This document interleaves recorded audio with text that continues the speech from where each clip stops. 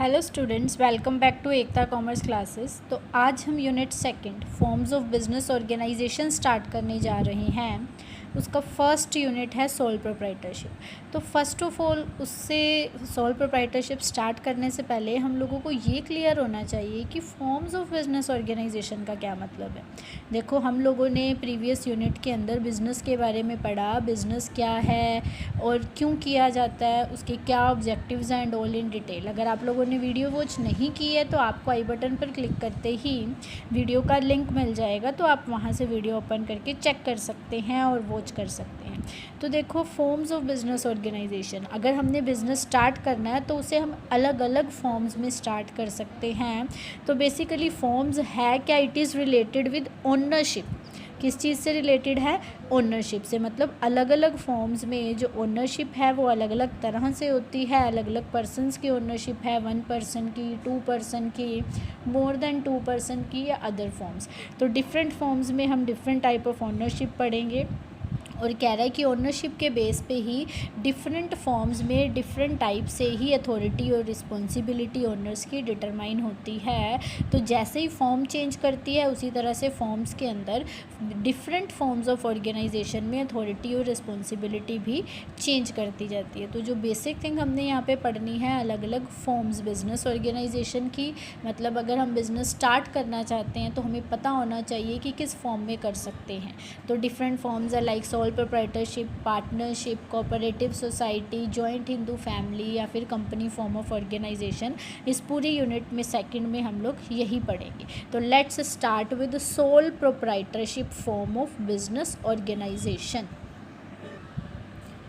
देखो, sole proprietorship का मतलब है कि सोल मीन्स अकेला, प्रोप्राइटरशिप मतलब ओनर। जब एक ही पर्सन किसी बिजनेस को इंडिविजुअली रन करता है तो उसे इंडिविजुअली अकेले ही मैनेज करता है, अकेले ही ऑर्गेनाइज करता है, सब काम खुद ही करता है। और जो भी प्रॉफिट या लॉस अर्न होता है ऑर्गेनाइजेशन के अंदर वो भी उसे खुद ही अर्न होता है, और अगर लॉस होता है तो वो भी उसे खुद को ही बियर करना पड़ता है। तो सोल मीन्स एक अकेला, इंडिविजुअल, और प्रोप्राइटरशिप मतलब ओनरशिप, एक अकेले पर्सन के पास ही ओनरशिप होती है। देखो, it refers to that form of business organisation which is owned by a single individual. मतलब जिसका ओनर कौन है? सिर्फ एक ही इंडिविजुअल। और हु इज़ सोलेली मतलब अकेला ही वो रिस्पॉन्सिबल है for its management and receives all the profits and losses. उसमें जो भी मैनेजमेंट होगी, जो भी डिसीजंस लेने होंगे, सब उस अकेले सोल पर्सन के हैंड में ही होता है।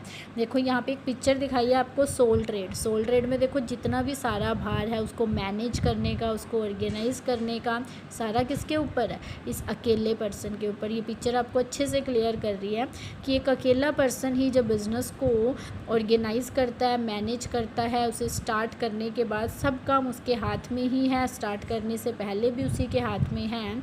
तो और उसके बाद जितने भी प्रॉफिट या लॉसेज है वो भी उस अकेले को ही वही अकेला ही उस प्रॉफिट और लॉसेस को लेता है। तो देखो, यहाँ पे सोल प्रोप्राइटरशिप मतलब एक ऐसा फॉर्म ऑफ बिजनेस ऑर्गेनाइजेशन जो एक अकेले पर्सन के द्वारा स्टार्ट किया जाता है, उसी के द्वारा चलाया जाता है। वो आगे लोगों को अपॉइंट जरूर कर सकता है, उनकी सर्विसेज ले सकता है पैसा दे के बदले में, पर मेन रिस्पॉन्सिबिलिटी किसकी है? सोल ओनर की। तो यहाँ पे 2 वर्ड्स हम लोग देखते हैं, one is sole trade and other is sole trader. Trade मतलब जब अकेला पर्सन जब बिज़नेस करता है तो उस बिज़नेस को बोला जाता है सोल ट्रेड। जो पर्सन अकेला बिज़नेस रन कर रहा है that person is called soul trader. मतलब व्यापार करने वाला ट्रेडर है और जो व्यापार कर रहा है दैट इज़ सोल ट्रेड। जिस बिज़नेस को वो रन कर रहा है उस बिज़नेस को सोल ट्रेड बोलेंगे, और जो पर्सन कर रहा है दैट इज़ सोल ट्रेडर। तो देखो, सोल ट्रेडर या फिर हम कह सकते हैं एक ऐसा पर्सन है, आपको मीनिंग में पूछ सकते हैं who is a sole trader. Sole trader is a person who runs the sole trade, जो सोल ट्रेड को रन करता है, और who solely own the business, अकेला ही बिजनेस को ओन करता है, manages that business and receive all the profits and losses. तो सोल ट्रेडर का भी मीनिंग यहाँ क्लियर हो गया। तो अब देखो फीचर्स क्या हैं, ये जो सोल प्रोप्राइटरशिप है, हम हमेशा जब भी फीचर्स पढ़ते हैं वो कहीं ना कहीं मीनिंग में से ही निकल आते हैं, या फिर फीचर्स को मिला के हम लोग मीनिंग भी बना सकते हैं, दैट इज़ स्मार्ट वर्क। देखो अभी पढ़ेंगे और इन्हीं फीचर्स से मैं आपको एक मीनिंग भी बना के शो कर सकती हूँ।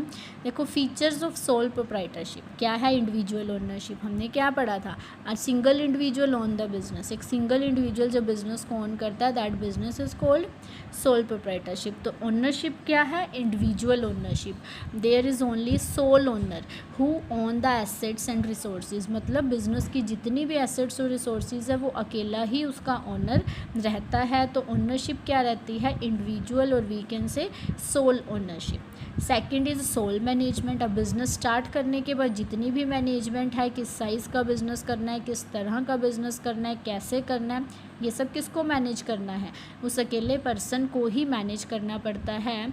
मतलब यहाँ पे क्या हुई, मैनेजमेंट क्या है, सोल। अभी मैंने बोला कि वो अपॉइंट कर सकता है मैनेजर्स को, पर बदले में उसे पेमेंट करनी पड़ती है, सैलरी देनी पड़ती है अकॉर्डिंग टू साइज़। कुछ लोग अपने बिजनेस में क्या कर लेते हैं, मैनेजर्स को अपॉइंट भी कर लेते हैं अगर उनके पास अच्छी सोर्स ऑफ इनकम है या वो बड़े लेवल पे बिज़नेस कर रहे हैं, सोल प्रोप्राइटरशिप बड़े लेवल पे करते हैं। तो देखो यहाँ पे इंडिविजुअल ओनरशिप, सोल मैनेजमेंट, हम एक एग्जांपल भी ले लेते हैं। जैसे लाइक मैं कोई क्लॉथ शॉप ओपन करती हूँ, तो जो वो क्लॉथ शॉप है, वो क्लॉथ शॉप मैंने अकेली ने स्टार्ट की है, मेरी उस पर ऑनरशिप है, मतलब वो क्या है, सोल ट्रेड। अब मैं बड़े लेवल पे अगर वो लेके जाती हूँ तो मैं वहाँ पे और लोग अपॉइंट कर सकती हूँ, एक अकाउंटेंट अलग से रख सकती हूँ, अलग अलग डिसीज़न लेने के लिए मैनेजर रख सकती हूँ।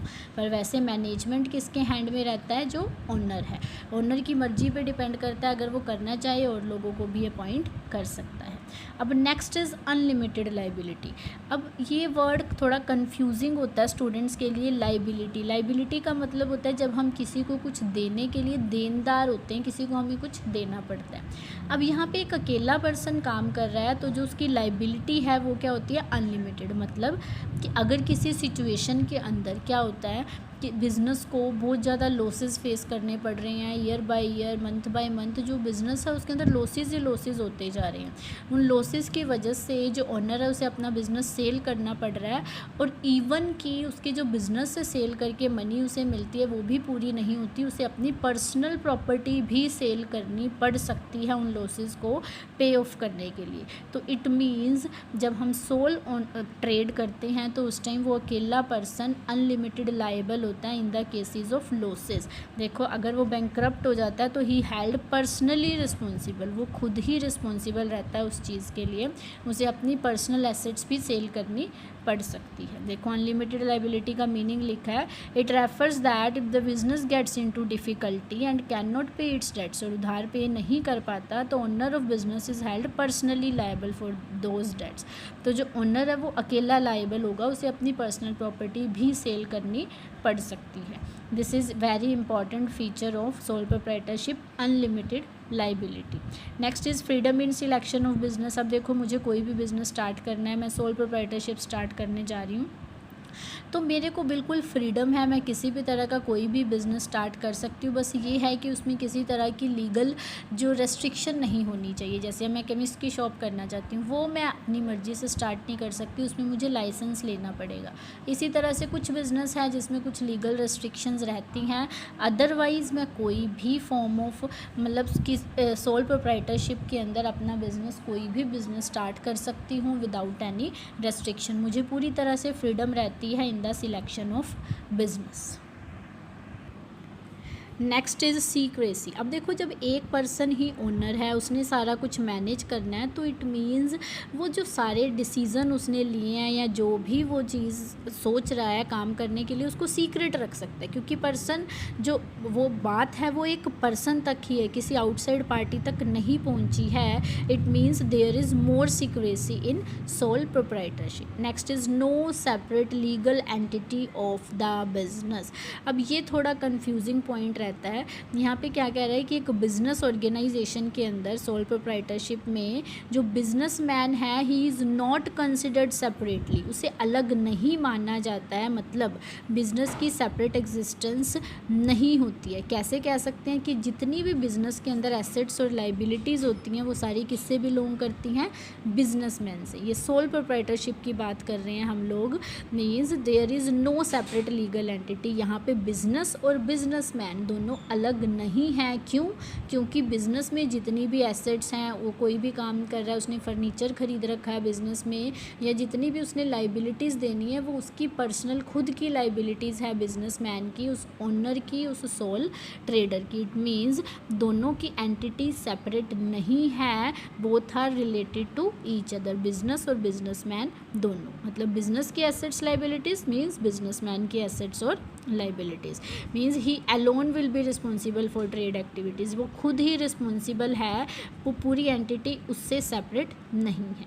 Next is undivided risk. अब मीनिंग में हम लोगों ने पढ़ा कि जो भी प्रॉफिट है वो सारा किसको मिलता है, ऑनर को, अगर लॉस है तो वो भी उसको बियर करना पड़ता है। इट मीन्स अगर लॉसेस आते हैं तो वो रिस्क डिवाइड नहीं कर सकता, सारा रिस्क उसे खुद को ही बियर करना पड़ता है। सपोज़ करो अगर उसने कोई पर्सन अपॉइंट कर रखा काम करने के लिए और उसे लॉसेस हो गए हैं पर मंथ के अंदर, तो उस पर्टिकुलर मंथ में उसे क्या सैलरी तो देनी ही पड़ेगी, चाहे उसे कितना भी लॉस हो रहा है, रिस्क सारा उसे इंडिविजुअली बियर करना पड़ेगा। Means risk is undivided in case of sole proprietorship. Next is suitable for some special forms of business. कह रहा है जो सोल प्रोप्राइटरशिप है, मैं हर तरह का बिजनेस इस फॉर्म से नहीं चला सकती हूँ, कुछ स्पेशल जो बिज़नेस हैं जो मैं इस फॉर्म में सोल प्रोप्राइटरशिप की फॉर्म में कर सकती हूँ। लाइक जैसे मुझे एग्रीकल्चर करनी है वो भी मैं सोल प्रोप्राइटरशिप में कर सकती हूँ, स्टिचिंग का काम खोलना है मैं अकेले कर सकती हूँ, कोई स्वीट मेकिंग की शॉप ओपन करनी है वो भी इंडिविजुअली किया जा सकता है। सिमिलरली बहुत से छोटे छोटे से बिज़नेस हैं जो हम लोग इंडिविजुअल लेवल पर कर सकते हैं। तो इट मीन्स कुछ जो सुटेबल रहती हैं स्पेशल फॉर्म ऑफ बिजनेस जो that is suitable for sole proprietorship, मतलब जिसमें मैं सोल ट्रेड आसानी से स्टार्ट कर सकती हूँ। स्टिचिंग बुटीक खोलना है या फिर मुझे कोई भी अपना ट्यूशन सेंटर खोलना है वो भी मैं इंडिविजुअली स्टार्ट कर सकती हूँ, तो सोल प्रोप्राइटरशिप की जा सकती है। तो सोल प्रोप्राइटरशिप है क्या? जब एक अकेला पर्सन काम स्टार्ट करता है, उसे वही ऑर्गेनाइज करता है, वही मैनेज करता है, उसके जितने भी प्रॉफिट और लॉसेज हैं उसे ही रिसीव होते हैं, किसे? सोल ओनर को। दो वर्ड देखें यहाँ, sole trade and sole trader. Trade मतलब जो व्यापार किया जा रहा है एक पर्सन के द्वारा, उस व्यापार को सोल ट्रेड बोलते हैं, और जो पर्सन कर रहा है that person is called soul trader. अब यही हमने इसकी फीचर्स भी डिस्कस की हैं। एक अकेला पर्सन करता है, अकेला ही मैनेज करता है, लाइबिलिटी अनलिमिटेड होती है, freedom in selection of business, and after that secrecy, separate entity नहीं है यहाँ पर, अनडिवाइडेड रिस्क है, और कुछ स्टेबल, ये जो सोल प्रोप्राइटरशिप है कुछ स्पेशल टाइप ऑफ बिजनेस के लिए ही सुटेबल रहता है। हर तरह का बिजनेस हम सोल प्रोप्राइटरशिप की फॉर्म में स्टार्ट नहीं कर सकते हैं। तो this is all for today and it is introduction of sole proprietorship, it's meaning and features. Students, आपको कोई भी प्रॉब्लम रहती है तो आप कमेंट सेक्शन में पूछ सकते हैं। अगर वीडियो पसंद आए तो इसे लाइक, सब्सक्राइब और शेयर ज़रूर कीजिएगा। Thank you, have a nice day.